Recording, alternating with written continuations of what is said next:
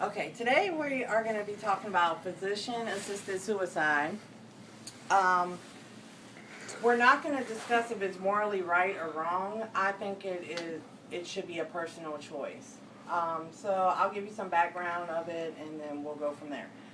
All right, physician-assisted suicide is also called physician aid in dying. The meaning is when the physician aids a competent patient, so they have to be in their right mind, um, who is terminally ill, and the physician will provide the patient with a prescription for a lethal dose of medication to end his or her life. Of course, the patient has to be terminally ill, they have to be in their right mind, and it has to be upon the patient's request. Um, there's a variety of different diseases that the patient may be suffering from. It could be severe body wasting. It could be the patient could be immobile. They could also be incontinent of urinary or bowel systems. And they also normally are totally dependent on others for their care. Um, and a lot of times when the patients are requesting the lethal dose of medication, they're in extreme pain. Right as of right now, the physician-assisted suicide is only legal in 4 states, and the states are Oregon, Vermont, and Washington. And Montana has also legalized physician-assisted suicide through court ruling.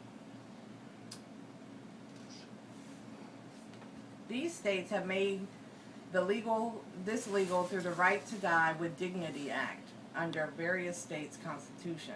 46 states and DC have prohibited assisted suicide. Now, I'm going to explain the difference between physician-assisted suicide and euthanasia. There are 2 different things. Physician-assisted suicide is when the doctor will actually provide the prescription, but the patient has to administer the medication themselves. Where euthanasia would be a third party will administer the lethal dose to end the person's life. And this would be prohibited in every state.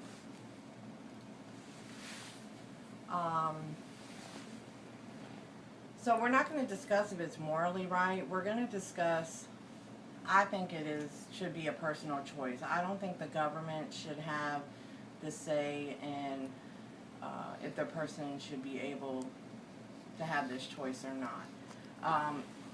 If the people are terminally ill and they're suffering from extreme pain and body wasting and they're incontinent, they're just like vegetables in the bed and somebody's having to take care of every need for them, then who are we to say that they don't have that choice?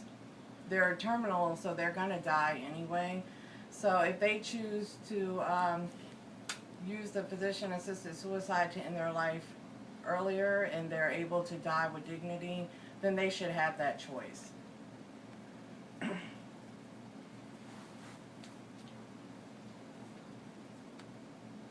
Alright, and there are some practices that may be confused with the physician-assisted suicide. The first one is when the doctor can withhold treatment that may be life-sustaining. Now, these examples that I'm going to give, they are legal in every state.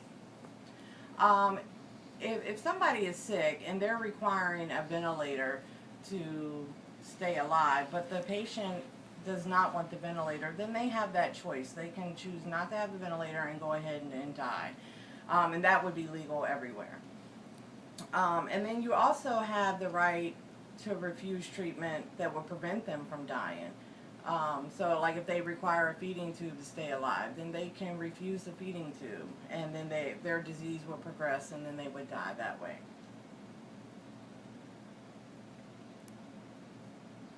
And then it's also recommended that patients have an advance directive.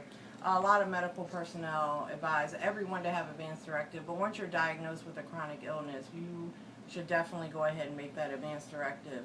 So that way your family is not having to make the hard choices once you are in a situation like this.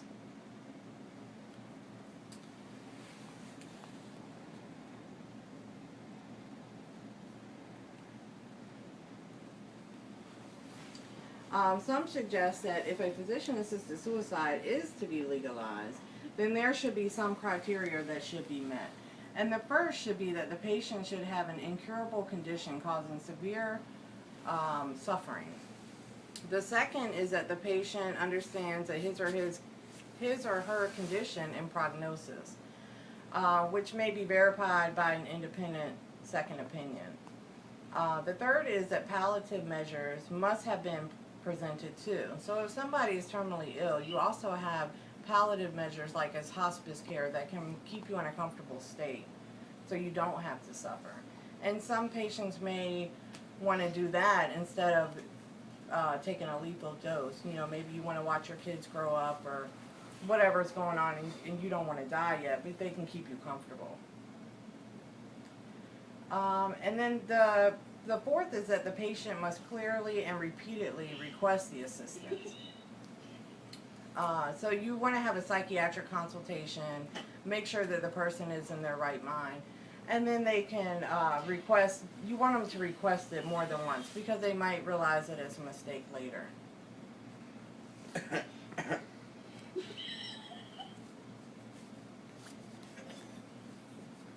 So there's many things that go into the physician-assisted suicide. It is not legal in the state of Virginia right now. And we're not trying to say that it's morally right or wrong, but I am trying to say that it should be up to the patient. It should not be a government decision. So we're going to scan the audience again, and I hope you enjoyed my video.